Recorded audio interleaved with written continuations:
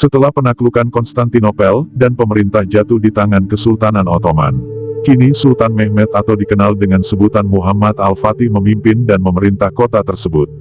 Untuk menjalani kehidupan seperti kebanyakan orang, pusat-pusat perbelanjaan diperintahkan untuk dibuka kembali, dan syiar agama Kristen juga diperbolehkan sebagaimana biasanya, seperti beribadah di tempat ibadah mereka dengan keamanan yang terjamin. Sultan Muhammad Al-Fatih menghubungkan jaminan memeluk agama kepada masyarakat di sana yang non-Muslim.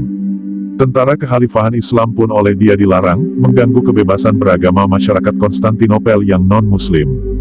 Sultan Muhammad Al-Fatih juga memerintahkan agar syiar agama Kristen dijalankan sebagaimana biasanya.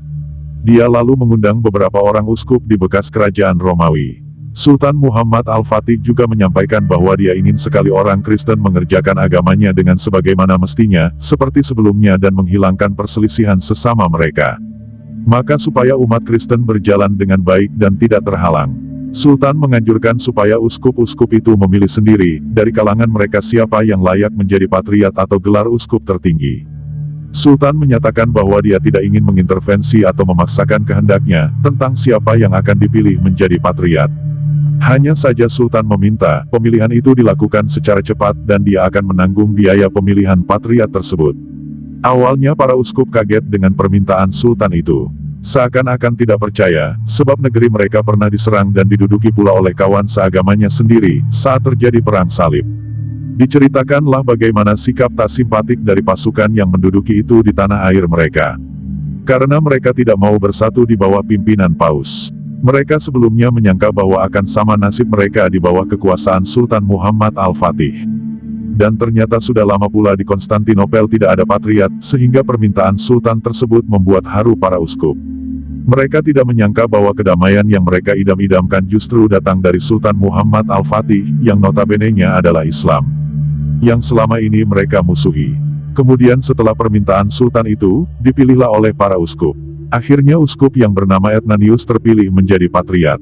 Etnanius adalah pendeta yang terkenal menentang keras persatuan dengan Roma waktu itu. Selesai upacara pelantikan maka para uskup tersebut bersama-sama untuk menghadap langsung dengan Sultan di istana. Oleh Sultan mereka disambut dengan serba kehormatan, dan dijamu dengan sangat baik.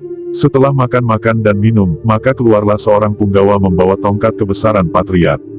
Sultan kemudian bersabda, Tuhan adalah patriat dari kaum Nasrani yang ada di negeri ini. Semoga Tuhan selalu memberikan perlindungan. Bagi Tuhan pandanglah selalu bahwa saya adalah sahabat Tuhan, dan sahabat jamaah Tuhan. Segala hak-hak Tuhan yang dipusakai sejak dari nenek moyang Tuhan, pakailah kembali. Kata Sultan setelah upacara selesai. Patriat memohon diri hendak pulang. Sultan pun berdiri dari duduknya dan bersama para pejabatnya mengantarkan patriat sampai ke pintu gerbang. Halaman istana telah menunggu kuda kendaraan patriat yang sudah disediakan, sampai terlontar dari mulutnya perkataan yang sebenarnya mesti dirahasiakan. Sebenar-benarnya oleh patriat, karena saking harunya, patriat mengatakan dengan nada yang lirih, Kaisar-kaisar kami sendiri tidak pernah melakukan seperti ini kepada kami. Kemudian keluarlah sabda resmi yang langsung dari mulut Sultan Muhammad Al-Fatih sendiri, bahwa patria keamanan dalam perlindungan Sultan, dan kedudukan patriat disamakan dengan para menteri yang lain dalam Kesultanan Turki Utsmani, yang bertugas untuk mengurus rakyat Utsmani khususnya yang beragama Nasrani, baik dalam urusan sipil atau dalam urusan nyawanya. Oleh sebab itu, patriat Konstantinopel kala itu mempunyai dua tugas, yaitu memimpin golongan yang sendiri dan menjadi satu di antara menteri-menteri Kesultanan Utsmani, yang sama haknya dengan menteri yang lain.